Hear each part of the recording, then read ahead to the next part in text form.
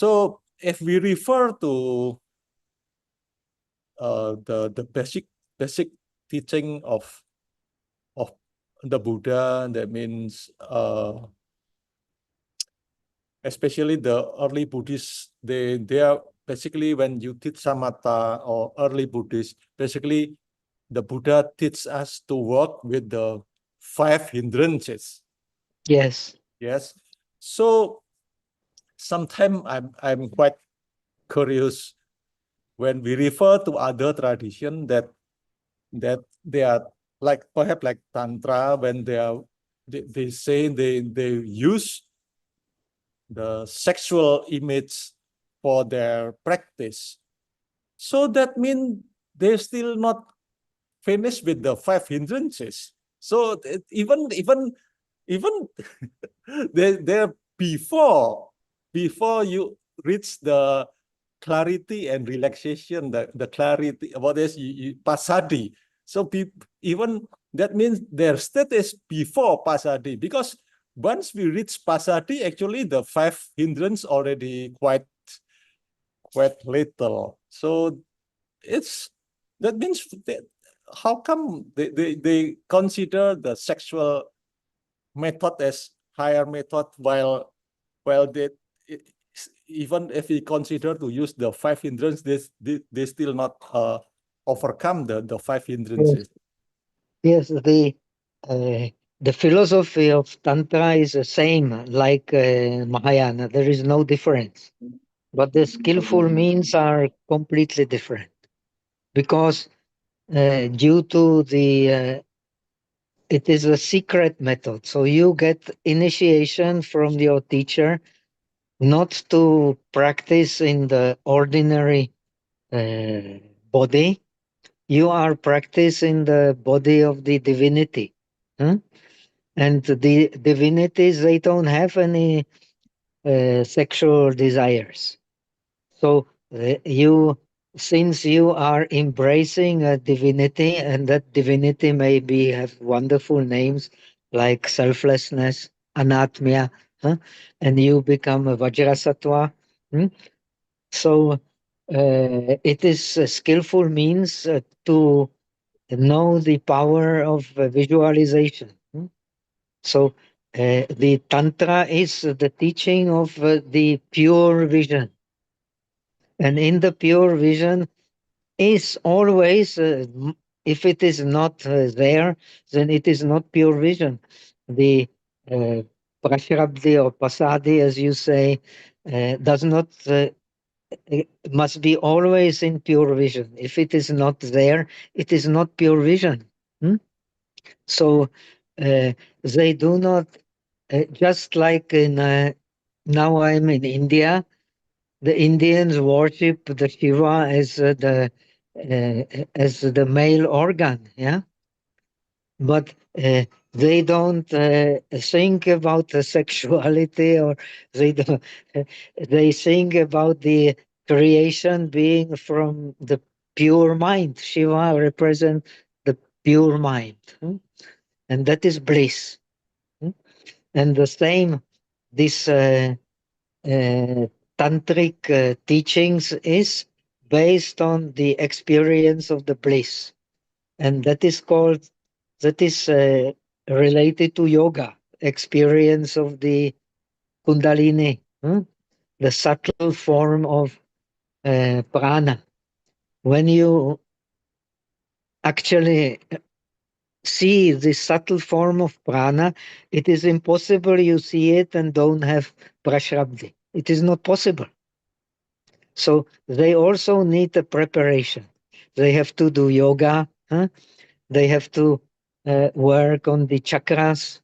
They have to work with a mantra together with a pure vision. Huh? Only then it can work. It is not that uh, they just imagine their girlfriend like this, and then they can indulge in that is misunderstanding. The- But this misunderstanding is very attractive, especially maybe for Western students. But it is misunderstanding, and they explain it. It is their duty to explain it. Some explain it more he like highly qualified teachers like the Sakya Terzin or Dalai Lama and so on, or Karmapa. They explain it. They have to explain it. But some do not explain it, and they can be very successful because it's so attractive. The Western civilization is obsessed by sex, and you find everywhere this attraction of the sex. Almost on every advertisement, you find some lady who is exposing some parts which are attractive. But this is misunderstanding. It does not belong to the tradition. Okay, okay. Thank you, Pastor. We already have time. Kur, berarti kita rekam ya, bentar lagi ya, Kur. Yang rekam Kurniadi ya? Atau Anda konekkan ke YouTube, Kur? Halo, Kur. Okay, anyway, I will uh,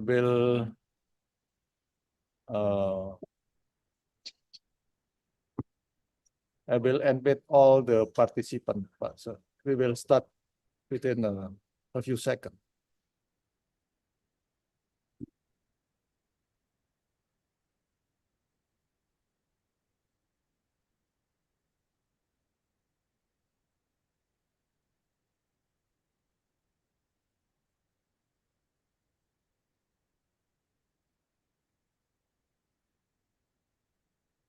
Okay, Pastor, please.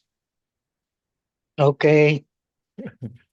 So I think last time we finished this how to get into this process of purification and how to uh, get rid of the influence of ignorance, and realize the Buddhahood, which is connected with the light, all inclusive light of wisdom, and with spontaneous activity. I think we have uh,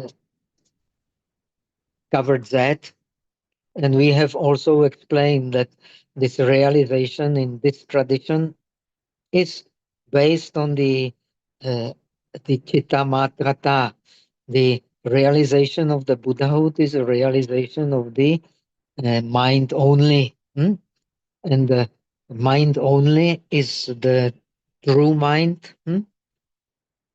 It is a one mind, we have explained, which has the great essence, great characteristics, and great functions.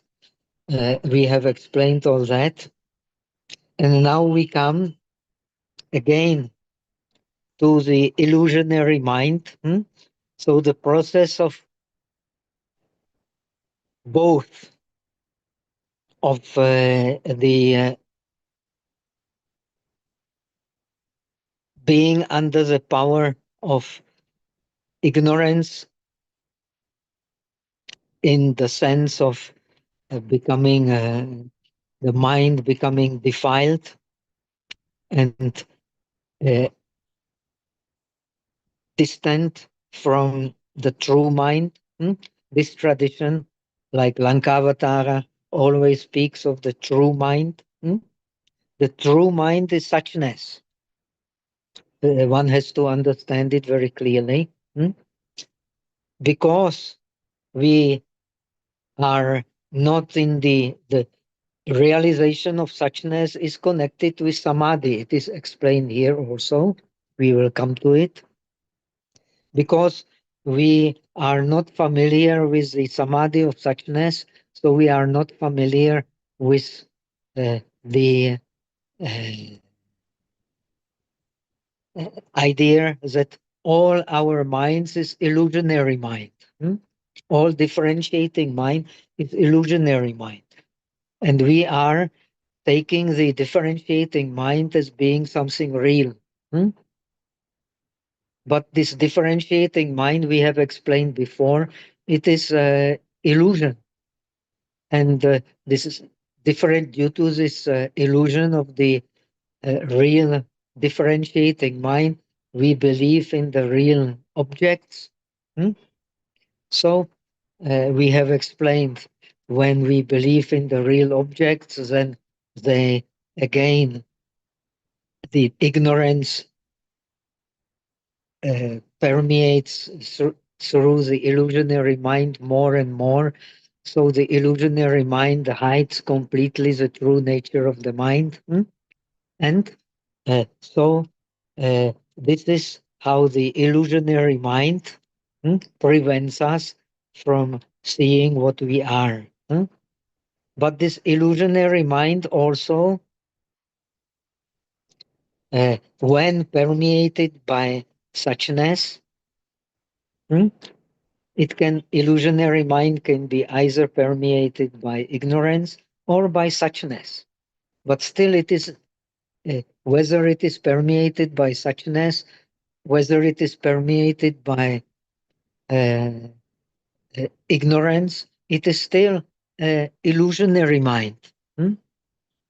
Because even for vipassana, we use illusionary mind. We use correct differentiation, correct view, all this, the difference between good and difference between bad, all this is used on illusionary mind.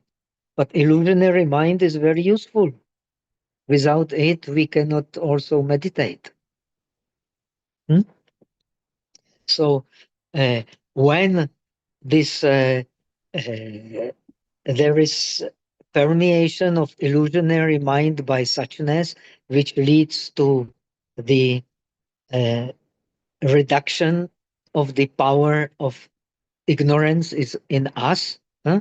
Remember, ignorance literally means non-science. Huh? We have non-science of the true mind.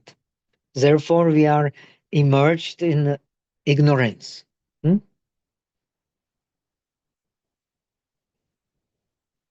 When we have mastered the science of the true mind,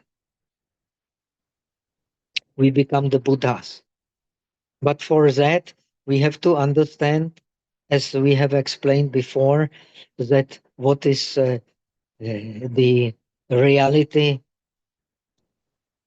fabricated by mind, the concept, the words, the sentences, the syllables, what is our conditioned reality, which is connected to these concepts, words, understanding. And due to them, we come under the impression that there is things that we experience by illusionary mind, inside and outside. They have a real established nature. So we are good or we are bad or we are this or we are that. And on the base of this, uh, dualistic seeing of the world and of ourselves, we then uh, rely on this conditioning of the uh, illusionary mind, either favorable conditioning or not favorable conditioning, as being the reality. Because we have not understood the true reality, which can never be dualistic. But our reality is still dualistic.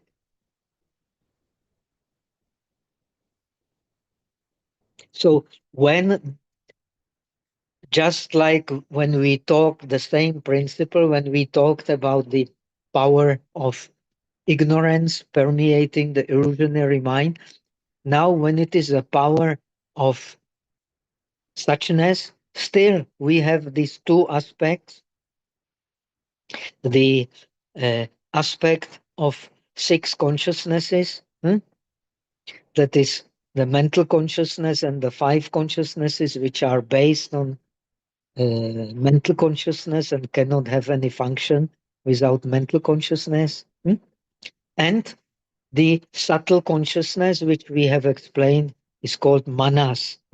Manas means also the actually the organ of thinking, hmm, or the that by which we think. Hmm?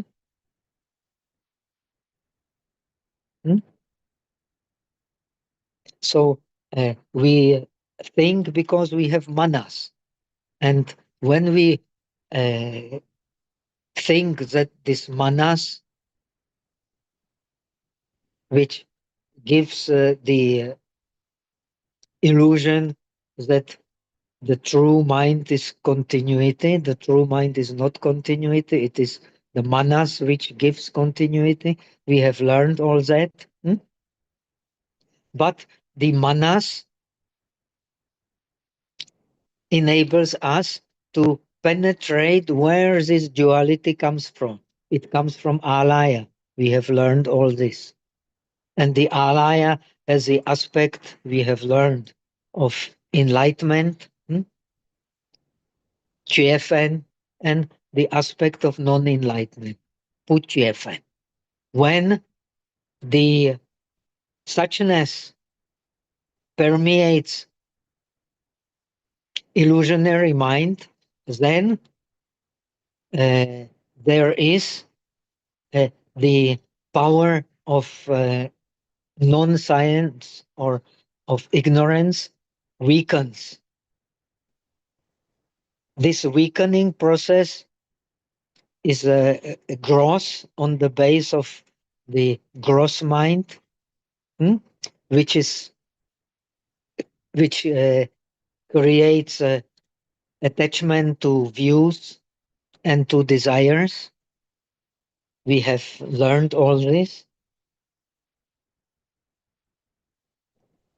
but this gross mind is the base also for the process of purification.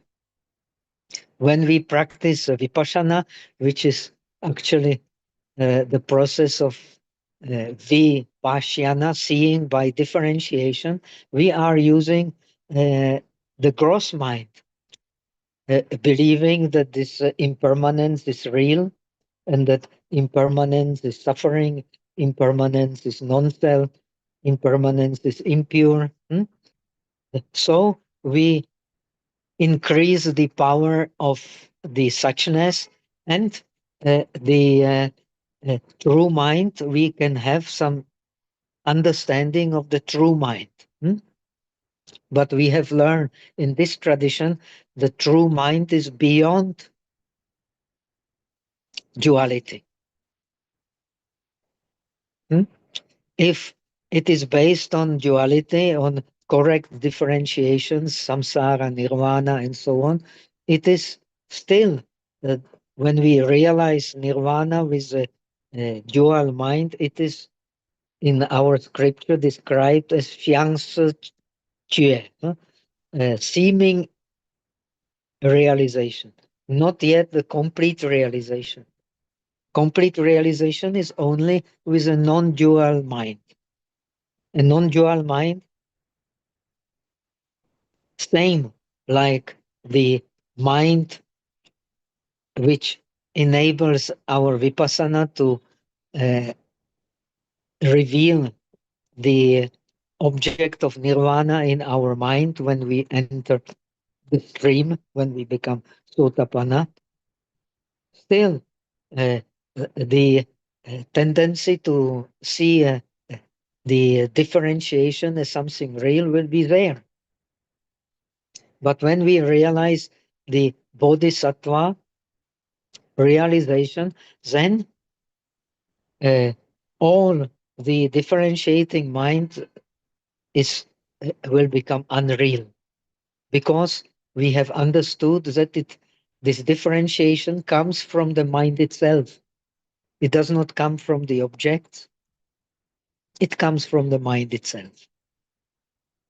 The objects are not real in this tradition, or in Mahayana in general. Objects are not real because a real reality is not dualistic. Now, the question is a mind seeing this object is also real? In this tradition, it is also not real. Hmm? We have learned that. So it is called illusionary mind. Illusionary mind sees illusionary object. When, let us read, I, I have got my own translation, but I can read the text. So this permeation by uh, differentiating mind, which is here described as discriminating mind, hmm? uh, because we should actually understand that all discrimination is uh, does not allow us to be connected to the true mind. The true mind does not think. The true mind does not differentiate. The true mind does not investigate any object. It just reflects, as we have learned, and uh, it does not need even attention to the object.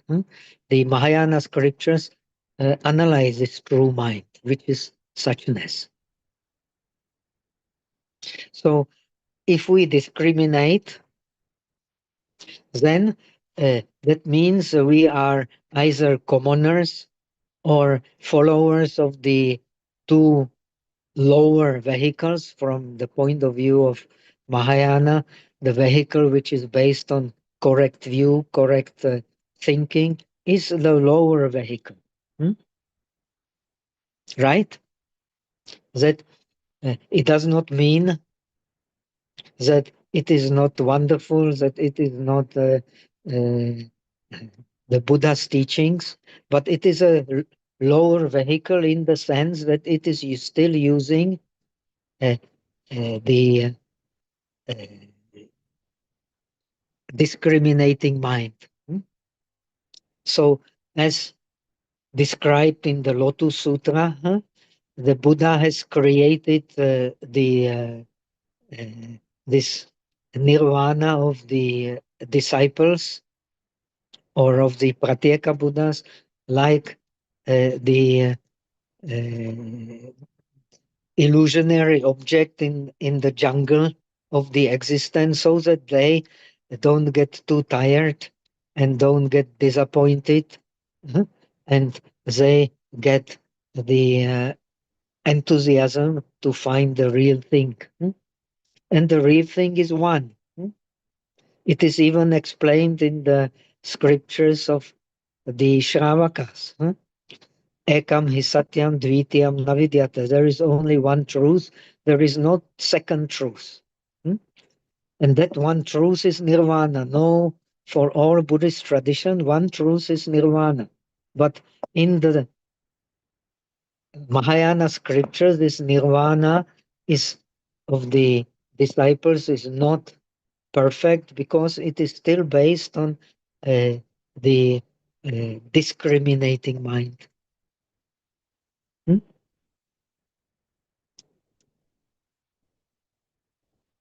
So uh, the followers, the commoners or followers of the true of the uh, lower vehicles, which is also true dharma, and uh, that is not mentioned here, as far as I see, even of the bodhisattvas who have not yet direct experience of the true mind.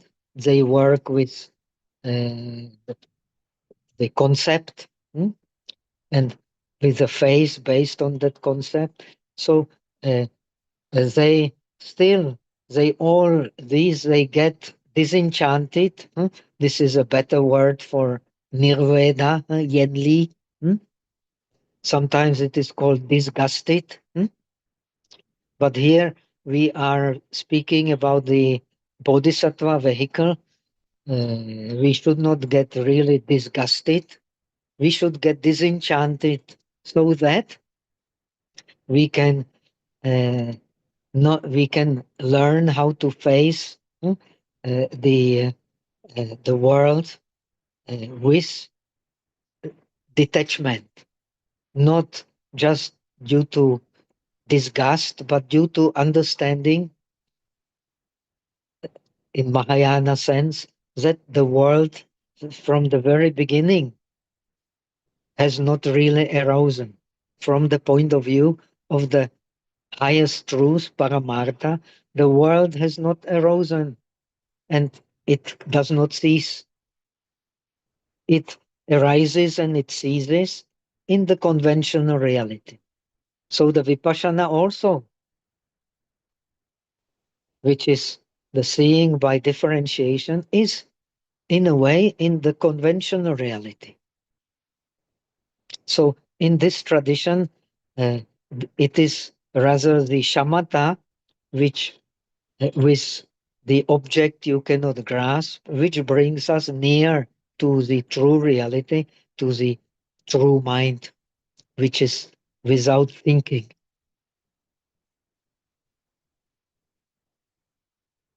So, because they have the correct view and they practice vipassana, they practice the correct differentiation based on the common characteristics, impermanence, suffering, selflessness, hmm,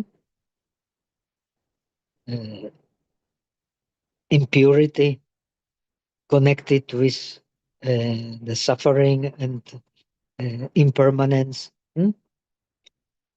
or emptiness connected with suffering and impermanence. In the Mahayana teachings, the true emptiness is non dualistic. It is not emptiness of the self, we have learned it. It is the emptiness of everything. And this emptiness of everything is called suchness. And suchness is the, the nature of the mind, the true mind. And the true mind, even if we are most ignorant creatures in the world, we cannot lose the true mind. But we can be uh, as far away from it as one can be by indulging in ignorance. When we train in correct differentiation, we get disenchanted. According, he writes, uh, we get disenchanted and we turn to the highest according to our ability. But in this tradition, the ability of the discriminating mind is limited. But the ability of the non discriminating mind brings us to the unlimited potential of the mind, which has been described before like the uh, waves are like ignorance, water is like suchness, and the true nature of the suchness is not the waves, but the wetness. We have learned that. And this wetness never changes when there is water, always wet. So then we have the more subtle side of mind, which is based on more subtle understanding. Why? Because it is connected to the directly to the alaya mind, which creates duality. How does it create duality? It has, we have seen, the aspect, self-witnessing aspect. It has the aspect of the seer, Tianfan. It has the aspect of the seen, or in other words, it has the aspect of the karmic consciousness, which is also witnessing consciousness, which is alaya. It has the aspect of the uh, the avarjana chitta, the aspect of the revolving mind or moving mind. And due to this revolving mind, then the reality is revealed to us. When reality is revealed to us, as we have learned, then we have a sensation. When we have sensation, we have continuity, we have differentiation. And when we have the continuity based on sensation, differentiating mind, then hmm, we have continuity. But when we, with the manas, we go to the root of this continuity. We don't go to the effect of this continuity, which is discriminating mind. We go to the root of this continuity, which is the karmic mind.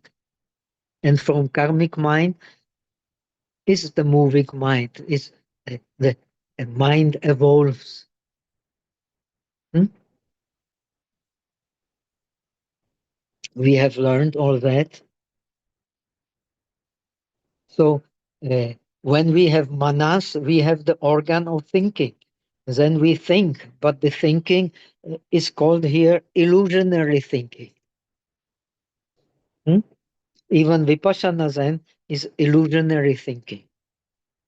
The no thinking we have learned before brings us to the real nature of the mind. But we need, of course, thinking. Without thinking, we cannot live. But this thinking has to be connected with a subtle understanding, and that is manas.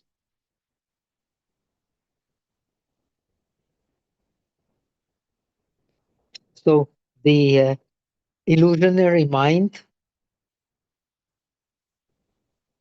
uh, when permeated by suchness, then also in its subtle form uh, permeates the manas,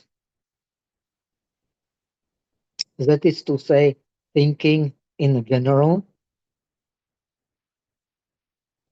and with the understanding that the objects come from thinking, which is a subtle understanding. For that understanding, we have to, uh, the practice of the dhyanas is very useful, because in the dhyanas, we can experience very clearly that the object comes from the mind. So in dhyana, we experience that which is called the manomaya kaya, the uh, mental body, because the objects come from the mind. And the in dhyana, the outer objects, if our concentration is not so powerful, and it won't be powerful unless we have trained for long time somewhere in the caves. Ancient people did it. Then we will have still uh, thinking, subtle thinking, but we will see very clearly that its objects come from the mind itself. So this is access to the manas, to the understanding that the differentiation comes from the mind. It does not come uh, from outside objects. In this tradition, outside objects are an illusion. When we penetrate this illusion, we have seen, we also penetrate that uh, the our mind, which differentiates and cannot do without differentiation, is illusionary mind. When we penetrate it, then we differentiate, but this differentiation will be different. It will be uh, it will be connected with deep insight.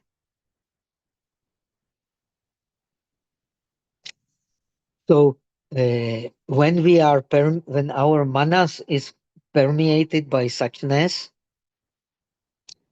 That is to say, all bodhisattvas, according to this, even the bodhisattvas who have not yet realized, directly realized suchness, that means at least they have to realize the faith, huh, to be uh, true bodhisattvas. That means they are free from the illusion that there is, hmm, something like a, a,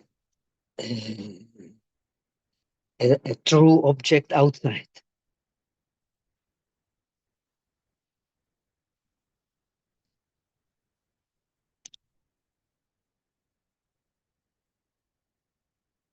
The bodhisattvas who have realized the faith, as we have seen, and we will see soon here in the scripture afterwards, they have, uh, uh, even though have no direct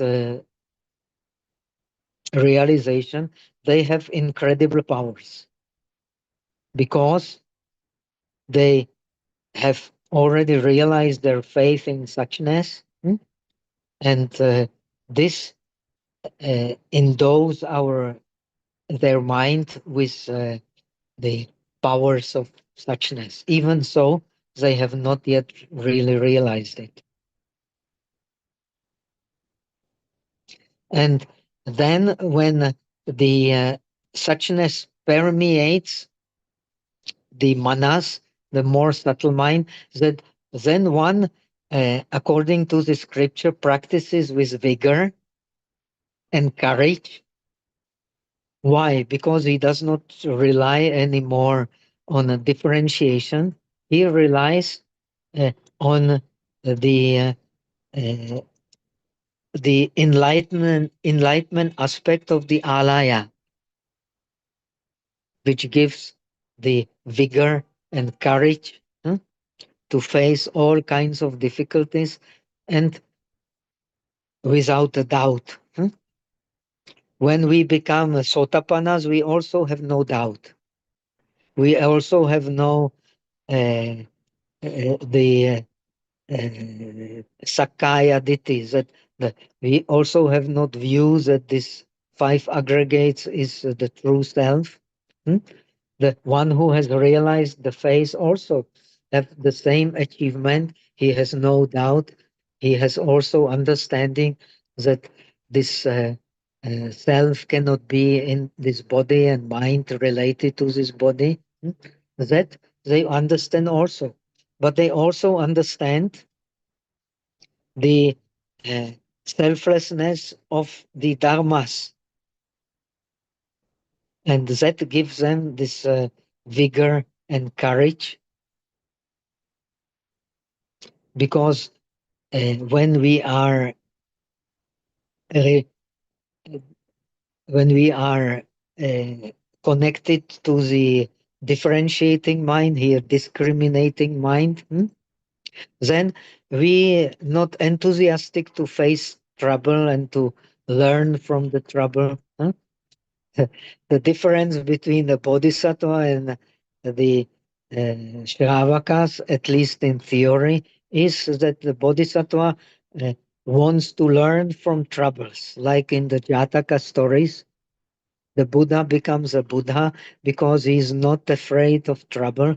He is enthusiastic to face the troubles, even if it brings him uh, unthinkable suffering, which none of us can tolerate. But the Bodhisattva can, because he has the understanding that uh, in a true reality, the world does not arise even, not to speak about the ceasing. So that brings vigor and courage.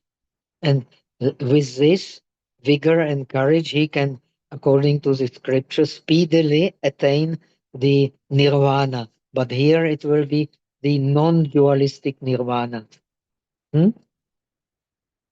So, whether we work with the discriminating mind, correctly differentiating, or we work with the root of discrimination, which comes from the mind itself, we are returning to the purity. So the suchness permeates the illusionary mind.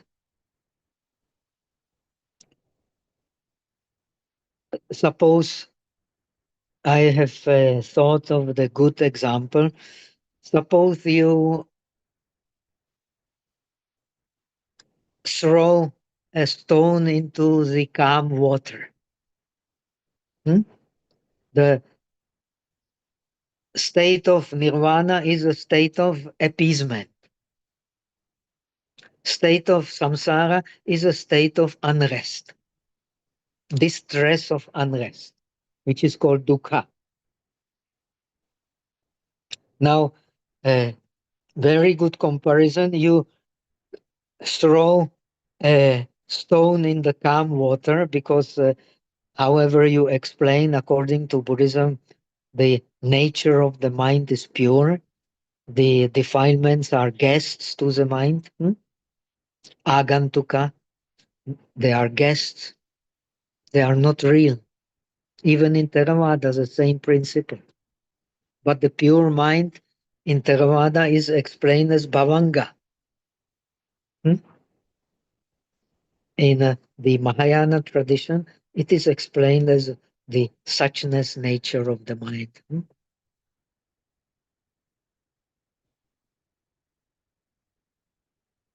Connected to the, here, to the enlightened aspect of the alaya.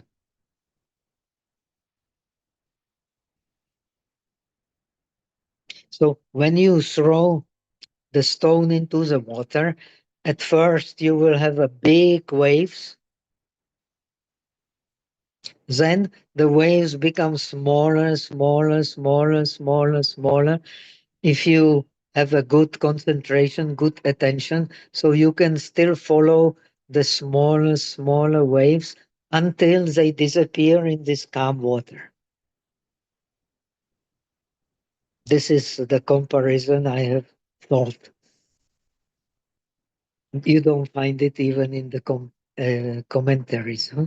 So this mind, which is based on the gross mind, is uh, more close to the uh, center of unrest, huh?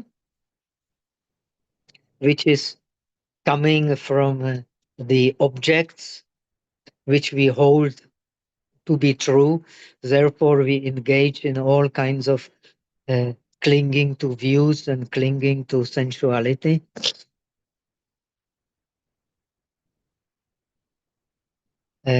Then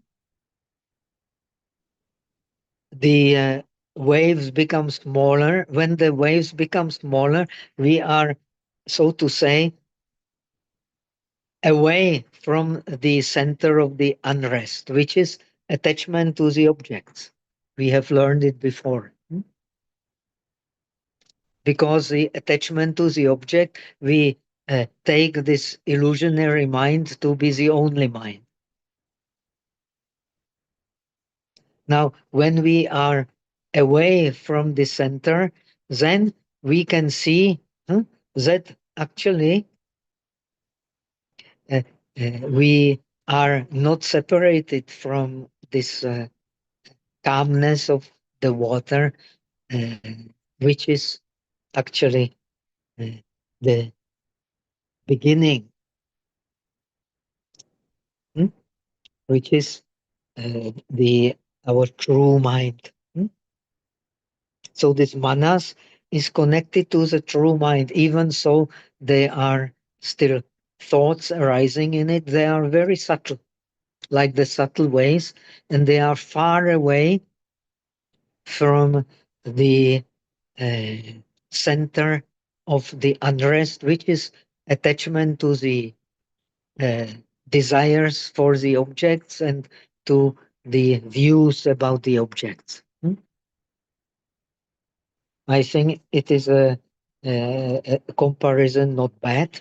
So when in this situation we are uh, identifying with the non-enlightened aspect of the alaya. When we work with the manas, so it is much easier to identify with this enlightened aspect of the mind, which has uh, which is connected with emptiness and with this uh, spontaneous karma, as we have explained.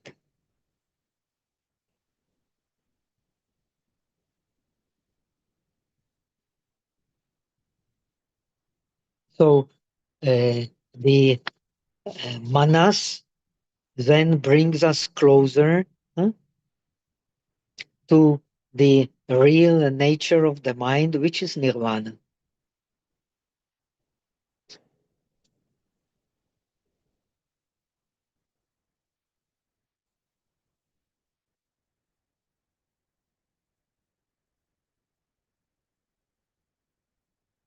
Now we come to the next part. It explains how the suchness perfumes the ignorance or non-science in terms of the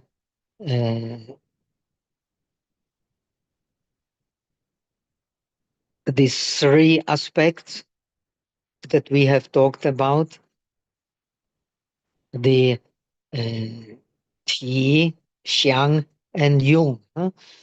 Uh, the uh, the aspect of principle, the aspect of the characteristics of the principle, and the aspect of the uh, function of the principle. They are, in the beginning, we have learned, they are the three great connected with this uh, one mind, with the suchness in the mind, which is our true mind, which is one mind. So this one mind has a great principle or great essence, great characteristics, and also the great functions. So the scripture says there are two kinds of permeation or perfumation or habitation or vasanas, or bijas. They are in a way synonyms. Uh, I am using permeation based on the example in the scripture that our mind has no any uh, perfume or any smell, but it is perfumated, it is permeated, hmm, by the ignorance.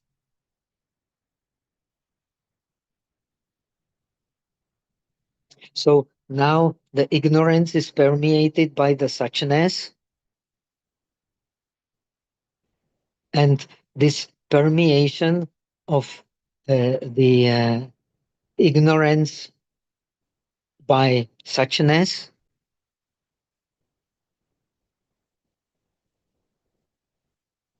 which has uh, the which is characterized by emptiness, by illumination, by unthinkable deeds, as we have learned, is of two kinds: permeation by own essential nature, that is a T, that T uh, own essential nature, that is this the womb of Tathagata, or the suchness of the mind, which is hidden by, like a jewel hidden by the impurities,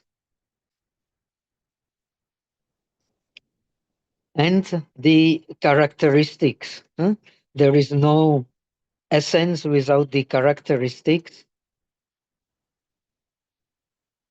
Hmm? The essence has naturally the characteristics. The essence is, as we have learned, is empty of nature, but the uh, its characteristics are these unthinkable virtues, as many as the sands of the river Ganges. And it is connected with the wisdom, of course. The suchness nature of the mind, the essential nature, is characterized by wisdom, which uh, shines from inside and shines as the wisdom. No? So the principle is this, uh, or the essential nature, or the Li in Chinese, is the all illumining wisdom, which is the true nature of the mind.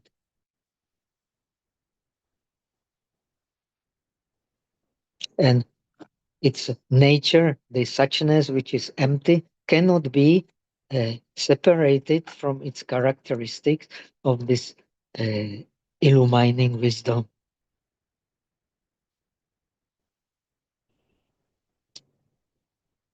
Then we have perfumation by function. So uh, it is to be understood that they appear together, but the essence and characteristics and the function, they are not the same.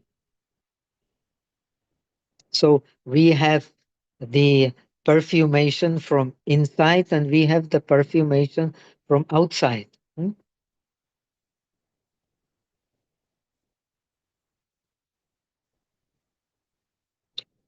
So this perfumation, which goes, which is connected with the outside.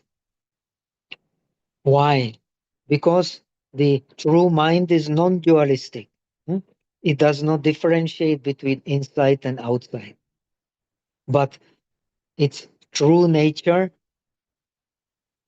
and its characteristic wisdom appears inside, not outside. But its function is inside, outside, everywhere.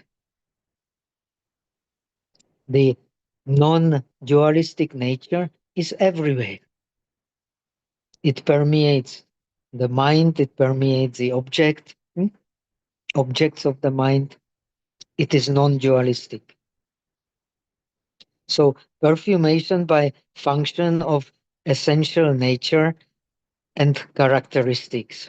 So, as in Chinese philosophy, this treatise is very much related to Chinese philosophy. That's why the Confucianists in the Song dynasty, the Li principles and all, they are very much influenced by these ideas. Hmm? The Li that has to have the application in the world. The sure has to have application in the things, hmm? And it penetrates all the things. So by understanding the things, we can understand the principle. By studying the principle, we can understand the things. They are not separated. Here it comes.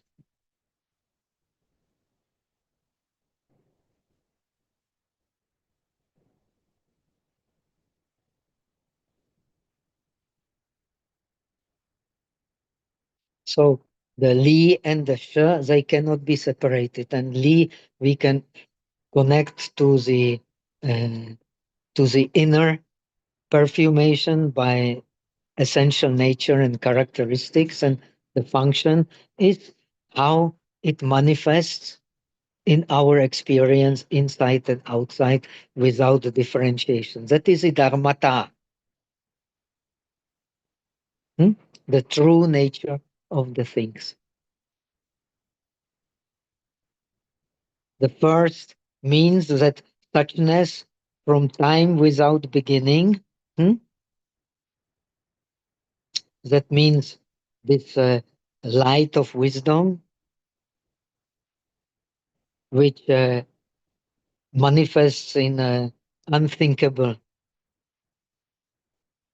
deeds when we have it.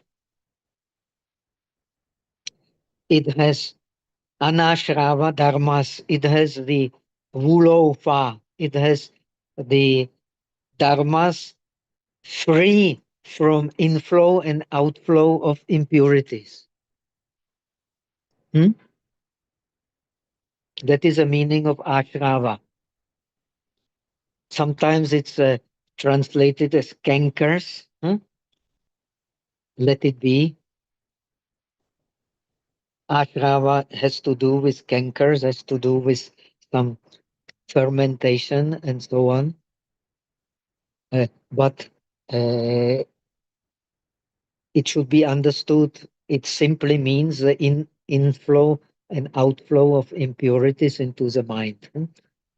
Only the Buddha is completely free from the inflow and outflow of impurities.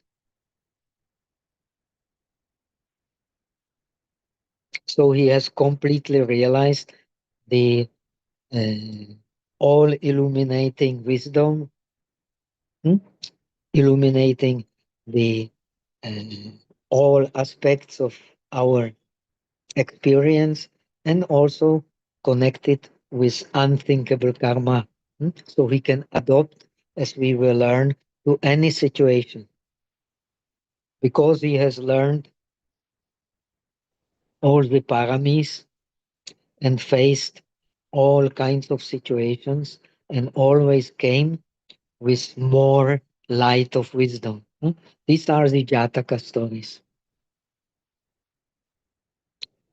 And also it is connected with unthinkable karma,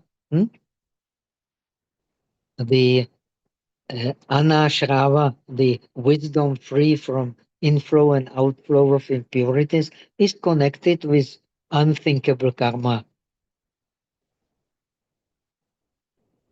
Hmm? It is very difficult to gauge the motivations of the Buddha because he has no motivations. The feelings of the Buddha even explained in the Theravada commentaries. Nobody can gauge, can understand the feelings of the Buddha because he's above the feelings. So he is uh, unthinkable karmas is the activity of his love and compassion, which is unthinkable in terms of our differentiating mind. So uh, his actions may seem sometimes not quite what we imagine to be good, but they actually always good.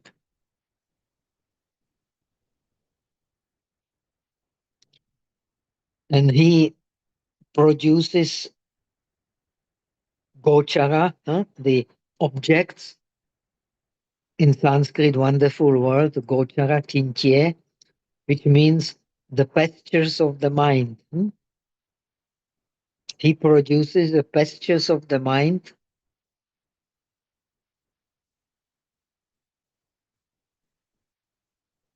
of the true nature. That means of the dharmata. Dharmata is the only true nature. There is no other true nature. Hmm? So this dharmata produces the subtle objects. We can connect them with the Sambhoga Kaya, the body of enjoyment. The Buddha has the body of Dharma, which can produce the bodies of enjoyment. Hmm? And also the Nirmana Kaya, the bodies that we see with our differentiating mind. But he produces the uh, true objects which are inseparable from dharmata, and that especially refers in, I think, here to these subtle objects, to the pure lands, hmm, which only the bodhisattva sees, or uh, which the non-dualistic samadhi can see. The non-dualistic samadhi can see then the Buddhas in all 10 directions. The deeper we get into this understanding of the samadhi, as the Dashabhumika Sutra, the Sutra of the 10 Bhumis explains, hmm, the deeper our understanding of the suchness of the mind, the deeper our understanding of all the different Buddhas and Bodhisattvas in the Pure Lands, and we become very familiar with them, and they become the true reality. So the Agus was interested in this tantric meditation. Tantric meditation is precisely connected with these pure visions, which at first we create, and then by continuous practice, it becomes an actual, it becomes more true than anything we see in this uh, world based on our differentiating mind.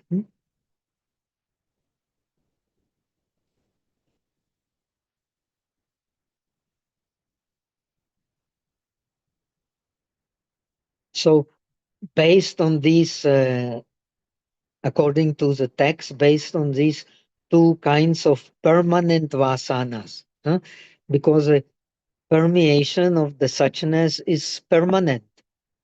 It can never cease. It was never created and can never cease.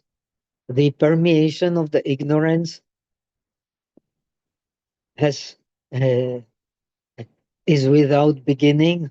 We cannot gauge the beginning unless we become the fully enlightened Buddhas. But it can have an end when we become the Buddhas. So this permeation of the illusionary mind by suchness is a permeation of these two vasanas. That means by the essential nature and its characteristic, and by its functions, which is explained here as the understanding of dharmata being inside, outside, everywhere, non-dualistic.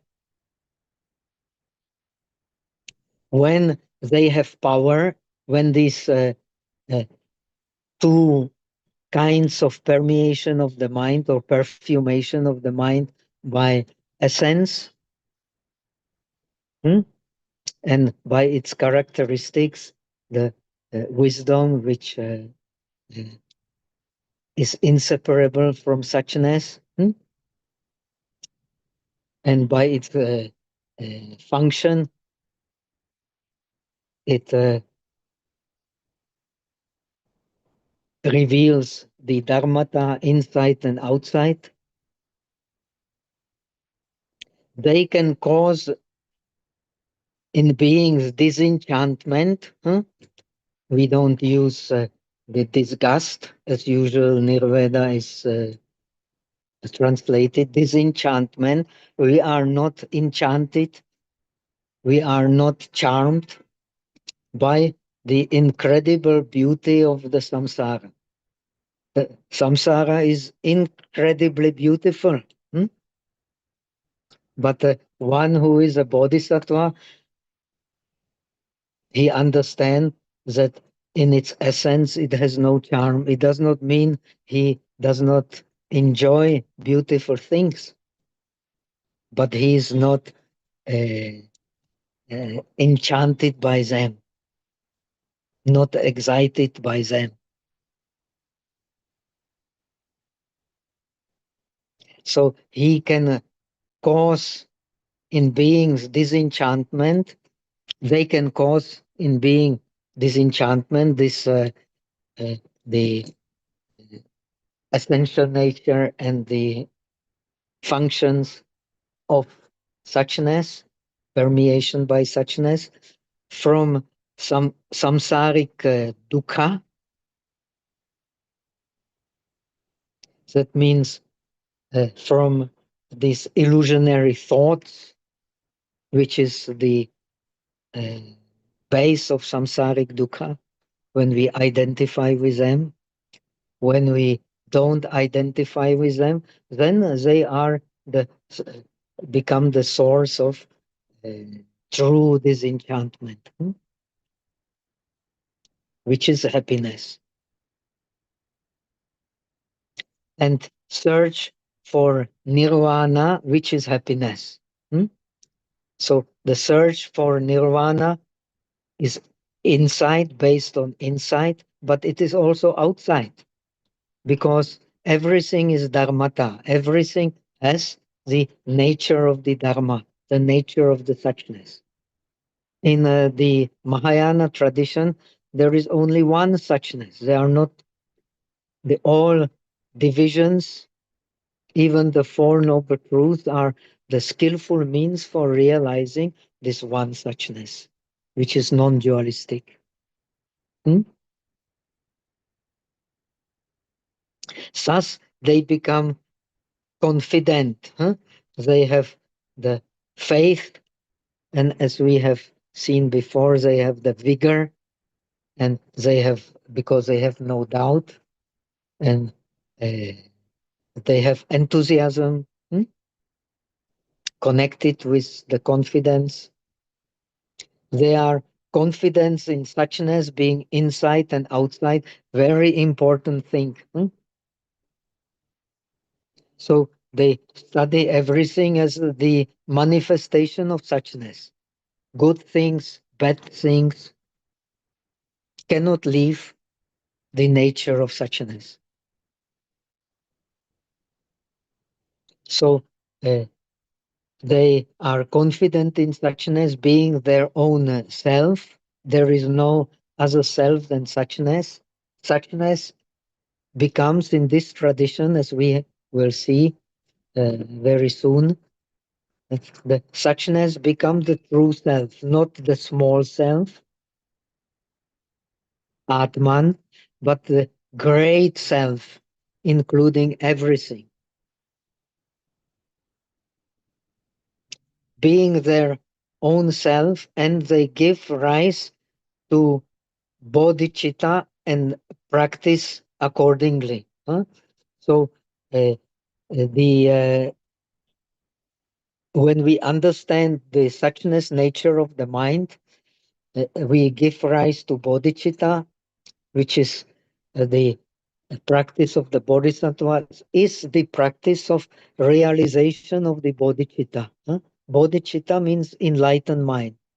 The mind was always enlightened, but due to uh, our non-science, we don't see this enlightened nature. So we engage in all kinds of actions based on ignorance, which hide it more and more and more and more, hmm, so that we even lie, we even steal, we even do all kinds of conceal things which conceal our true self.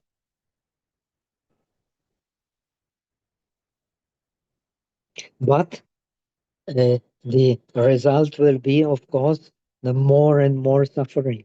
It cannot be avoided. When we conceal our true self, of course, the result will be suffering.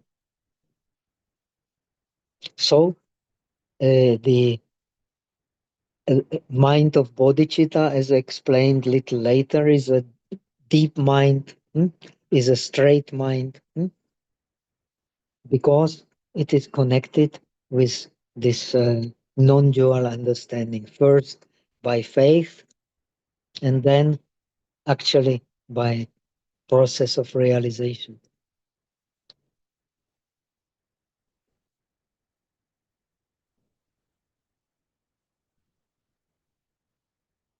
So the suchness perfumation is inner and outer. Inner is more by, say, by the essence and its characteristics, wisdom, and the outer, the suchness being everywhere, permeating everything, and being inside and outside inseparable.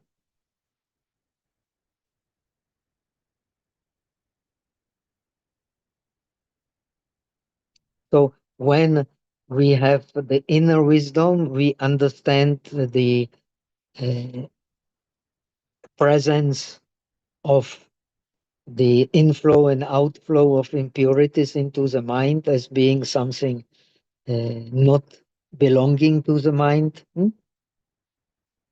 as being something which hides, so to say, our true nature, which is a Buddha nature, which is emptiness and light, or illumination.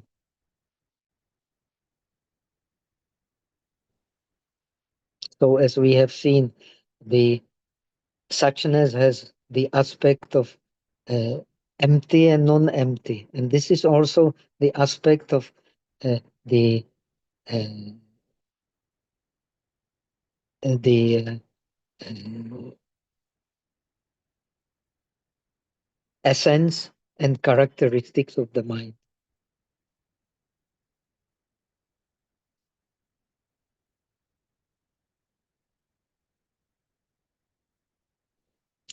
So, this essence and characteristics we have learned, they have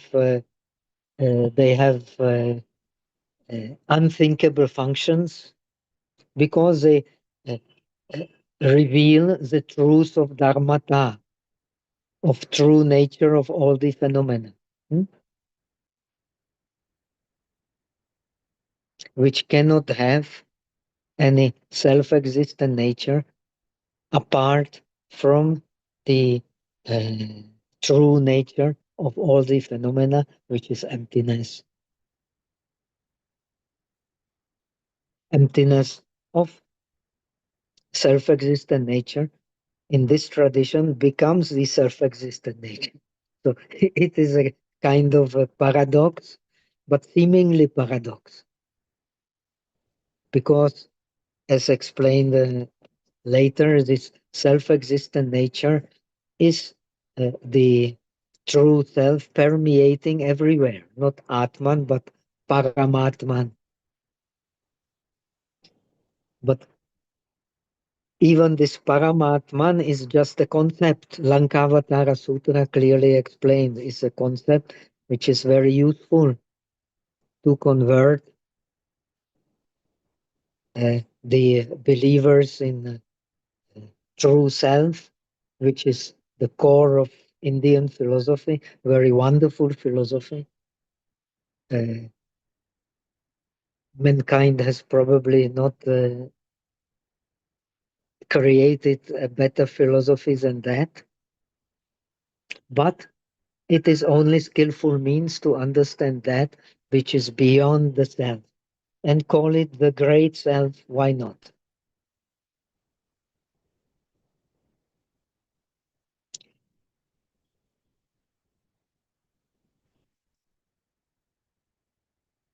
So this true nature of the thing is the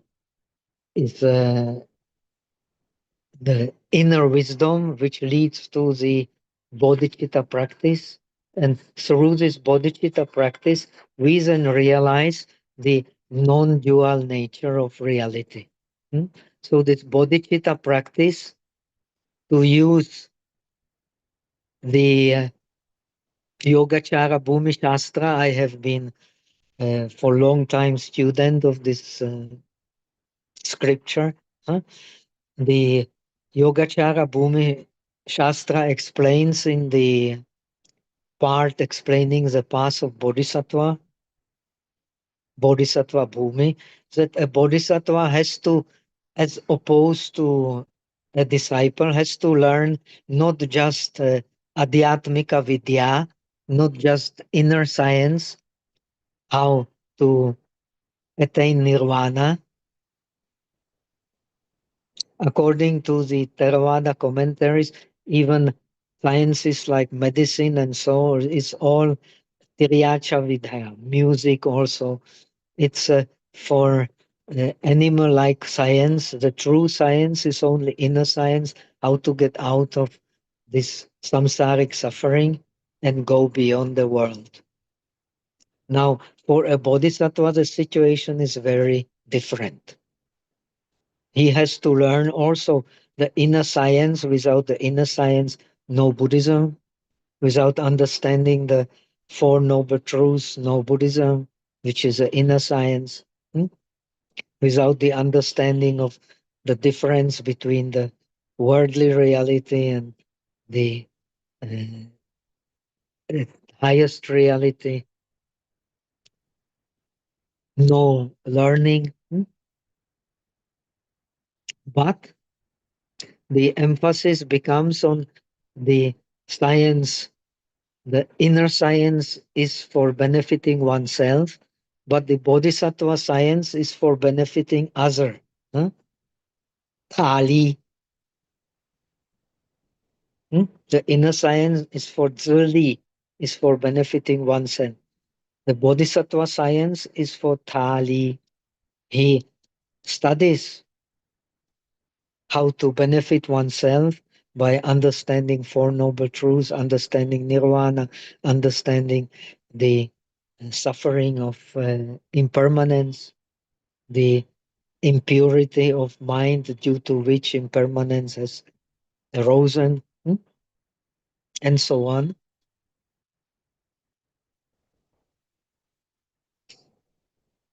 But emphasis is on helping the others, benefiting the others. For that, he needs what the Bodhisattva Bhumi, very important passage calls the knowledge of Dharmata, Sh-I, the knowledge of the true. If he does not have the knowledge of the true, he cannot learn how to benefit the beings. Hmm? So we have, in order to be able to benefit the beings, in order to be able to face all kinds of difficult situations and learn from them, we have to have the knowledge of the true reality. Hmm?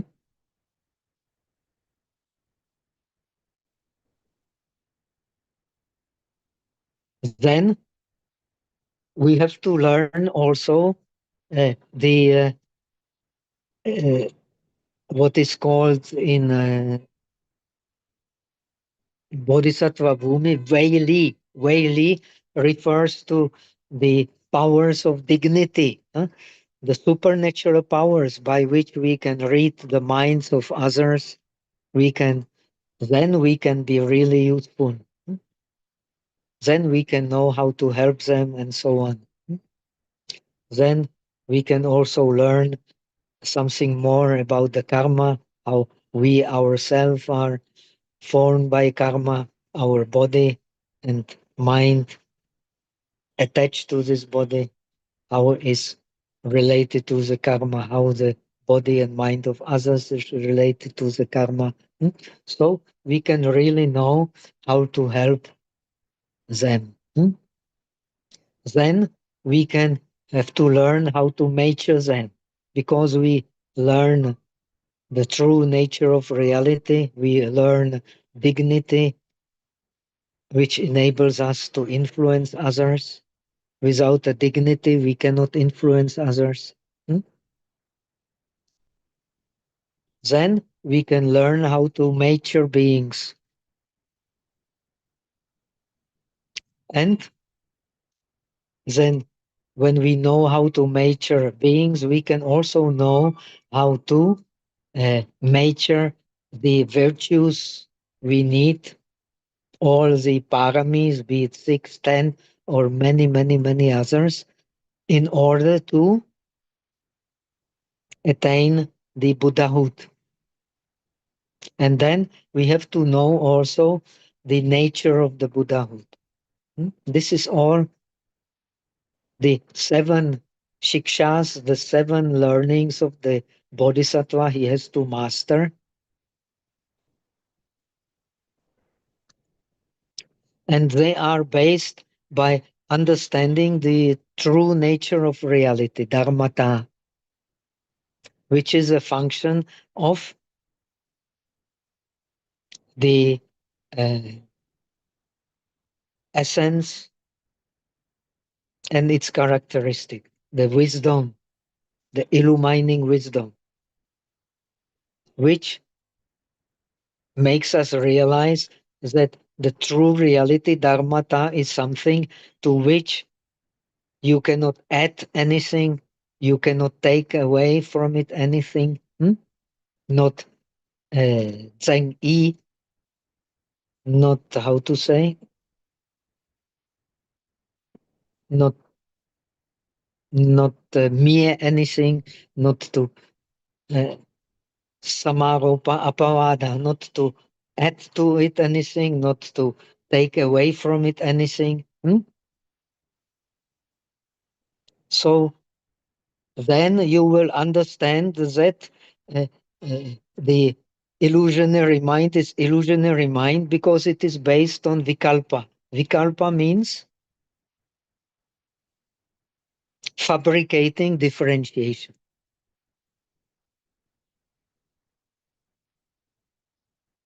Now, according to this non-dualistic philosophy, you will find it in Yogacara Bhumi Shastra also, very wonderful description in the Bodhisattva Bhumi. The Bodhisattva, as opposed to an Arahat, he is supposed to have penetrated the that the idea of self-existent nature in reality, even the idea that the true nature of earth is hardness, which always have to be there, is also when you believe it to be established, then you have not understood the true reality, because hardness only exists in relation to softness and so on. Everything that exists only exists, even good and bad, exists in relation, wholesome, unwholesome, only in relation. Samsara, nirvana, only in relation. There is no samsara and nirvana as such. They have no self-existent nature. So this understanding is supposed to be completely true only for the bodhisattva, not for the one who realizes by correct differentiation. And who realizes by non-differentiation also realizes that all differentiations, they are the uh, uh, they happen only in the mind, which creates the illusion of the true objects, which is can be very useful illusion if we don't cling to it, but it will become prapancha, silun. It will become extension of our uh, endless chains of thinking, leading us away from the true nature of the mind. And also the understanding that everything that is compounded, even the aggregates, they cannot be true. So, according to this non dualistic tradition, even an arahat has not completely penetrated these true kinds of vikalpa, but he has penetrated the untruth of vikalpa, that there is a self, there is something belonging to the self, there is a true pleasant sensation, true unpleasant sensation, true neither pleasant nor unpleasant sensation, which uh, influence the continuity of the mind and which decides the continuity of the mind. The Arahant has also understood that they clinging to them is clinging to a complete illusion. But he has not understood that even the idea of self existent nature and of something existing not related to the mind, something existing outside of the mind, and something existing which is compounded, being true, is also a vikalpa, is also the creation of something which is not there, either by adding something to reality or by taking away from reality. Hmm? So, next comes the question, if our true mind is suchness and it permeates the ignorance and we are never separated from it.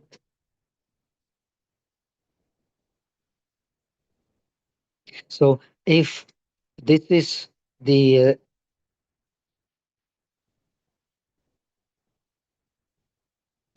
if this is a meaning of the permeation by suchness, and we are, if we are permeated all the time by suchness, this permeation never uh, can stop, even in the deluded beings. It means that beings are endowed with suchness. Hmm? It is non-stop, so we are endowed by it. And so all equally permeated by it, because the suchness manifests as tathata. The suchness manifests as dharmata, as the true nature of the phenomena, hmm, which is, so to say, illumined and empty.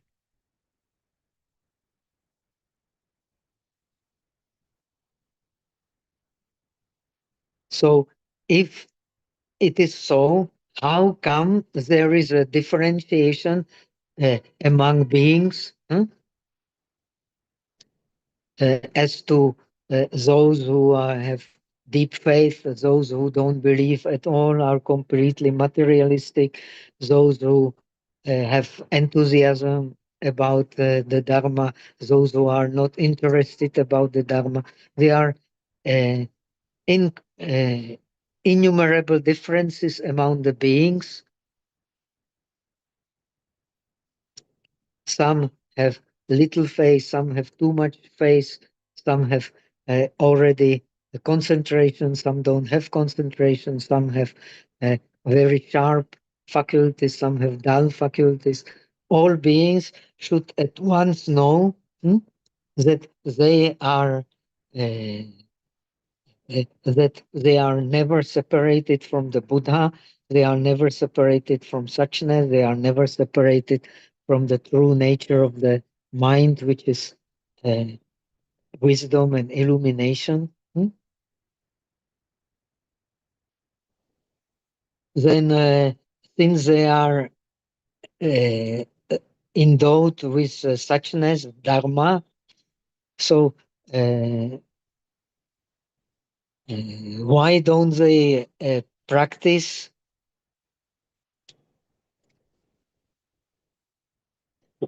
Why and that they are endowed with suchness dharma, why don't they strive to practice by means uh, and equally enter nirvana? Why don't they practice by means? That means by the perfections, by practicing virtues, and equally uh, strive to attain liberation. Some of us not at all interested in liberation, only interested how to get more worldly uh, things and so on and so on. So if there is suchness and if it is equal in all beings, why all these differences which are innumerable and which are what characterizes the beings? Abhidharma Kosha, Vasubandhu starts the chapter on the karma by saying that karmaja loka vaichitrayam, the uh, incredible variety on the of the world is rooted in karma, karmaja. Hmm? So all beings, the essence of their mind and the characteristics of their mind is a suchness, but it is completely hidden or less hidden or by ignorance, which makes the variety in the world. This is the answer. And how is this explained? Suchness is always equally present. You cannot It is equally present in the most stupid beings. It is equally present in the enlightened beings. It is equally present in the disciples, equally present in the bodhisattvas, because in this tradition, the mind, the nature and characteristic of the mind is suchness. It is empty and luminous. Yet there are immeasurable, boundless differences innate in beings.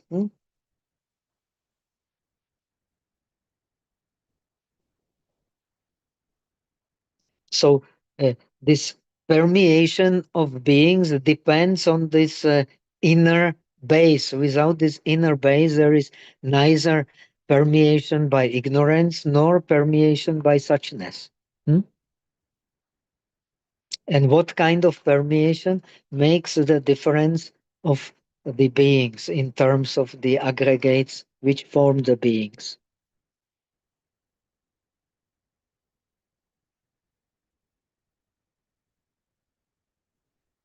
So the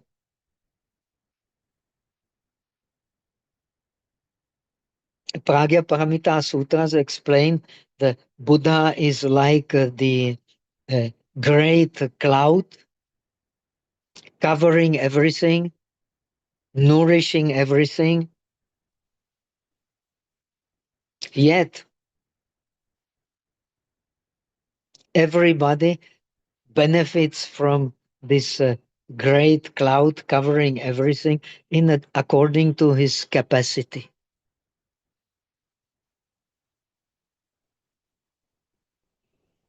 Those who have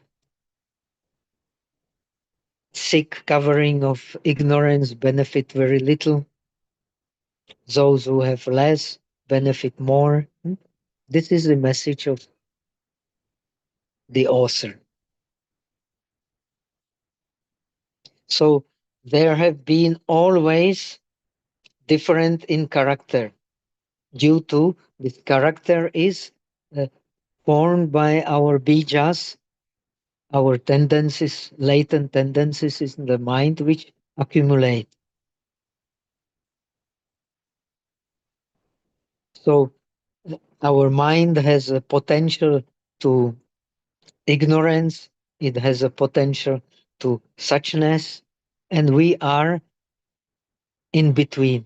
And this state of in between is being in alaya. We have learned that in the mind which dwells. The nature of the mind is not dwelling,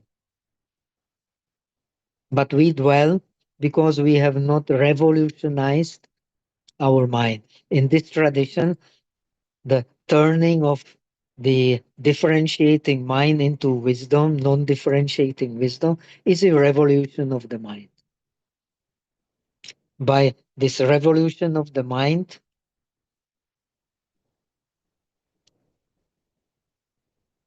the avidya disappears. So there have been always differences in character due to differences caused by the ignorance. We have seen ignorance is a cause, hmm?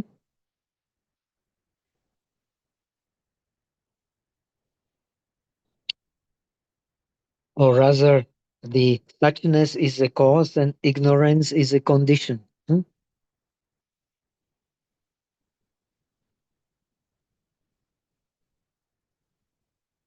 And this is our state.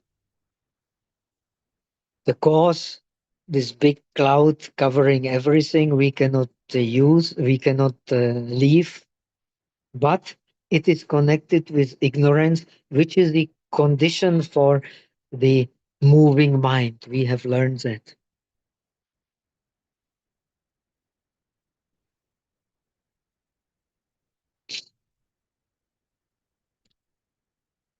So they arise heavy and light afflictions. That's why I gave this example of the waves, huh? The uh, heavy, heavy move waves, high waves. They are uh, uh, the uh,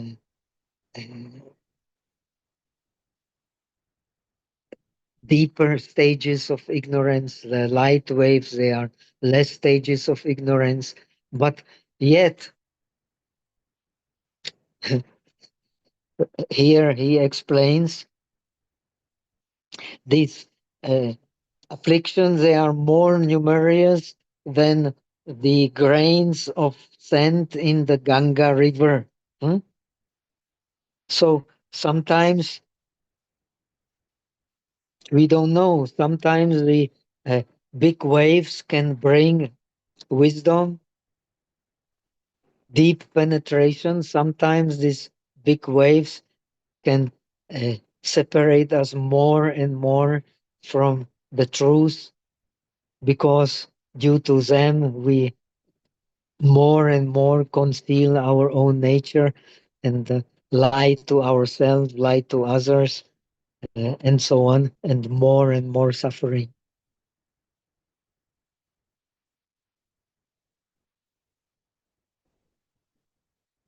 So all these differences, they are the differences in uh,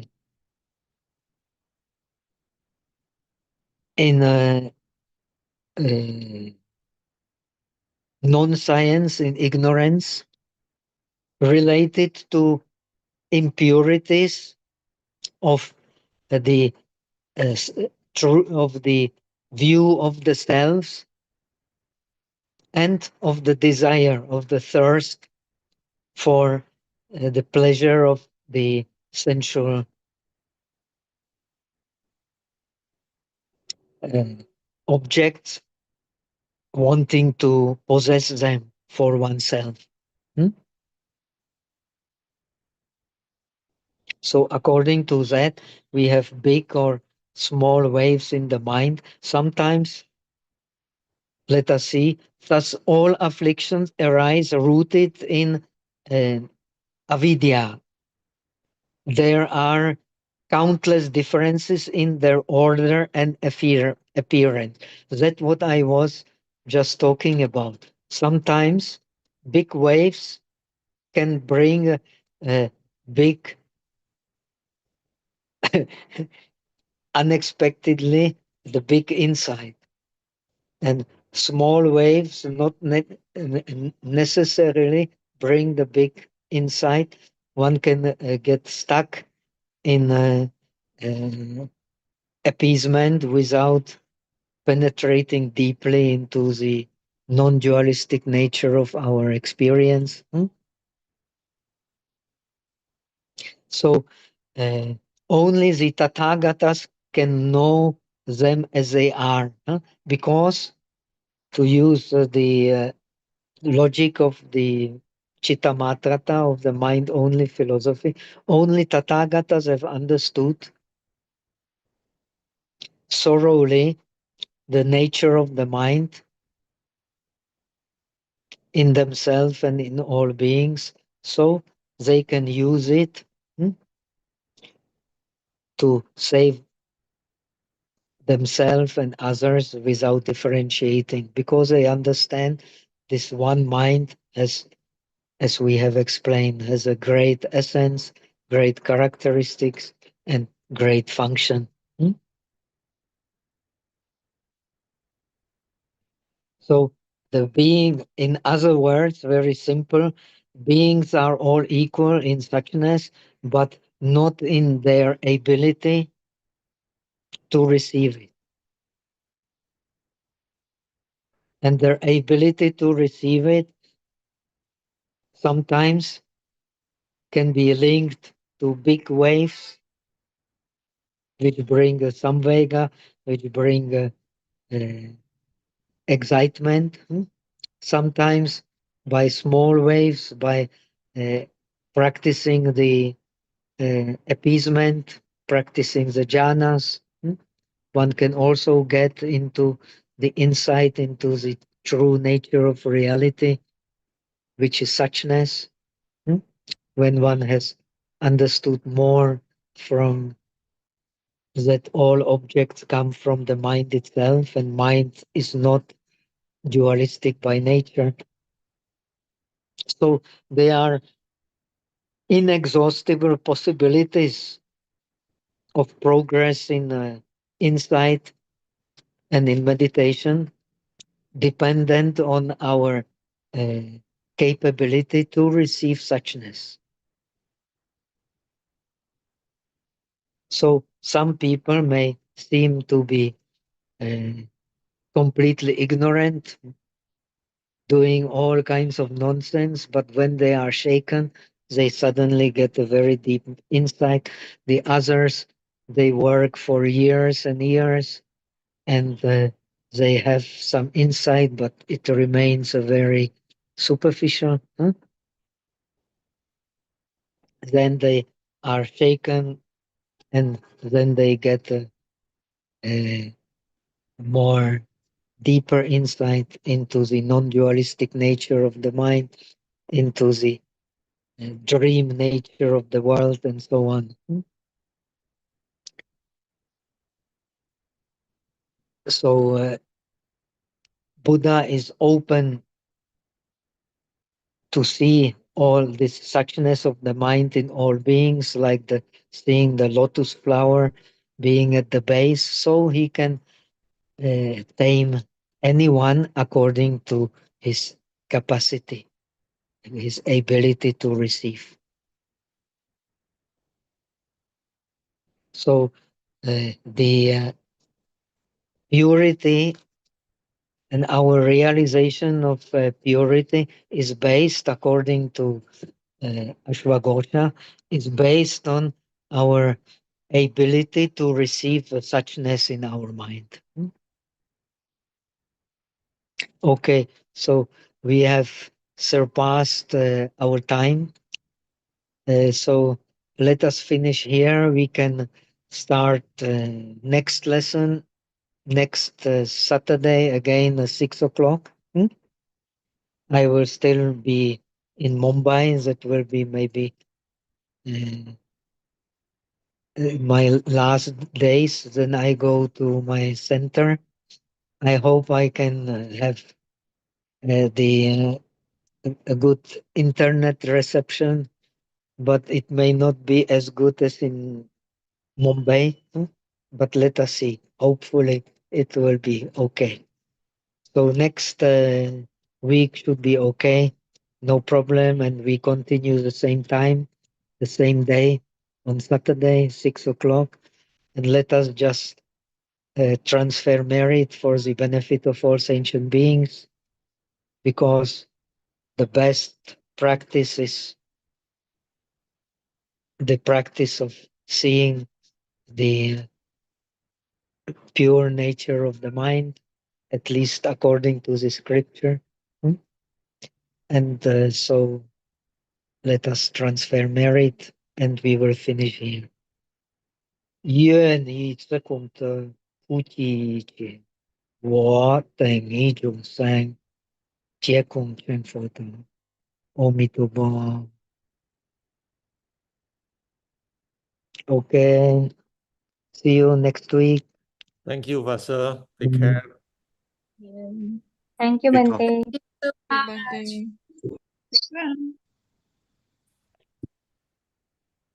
Thank you, Pastor. Thank you, Pastor. Okay, nice to see you all, friends. Bye. Nice Bye, to see Pastor. you.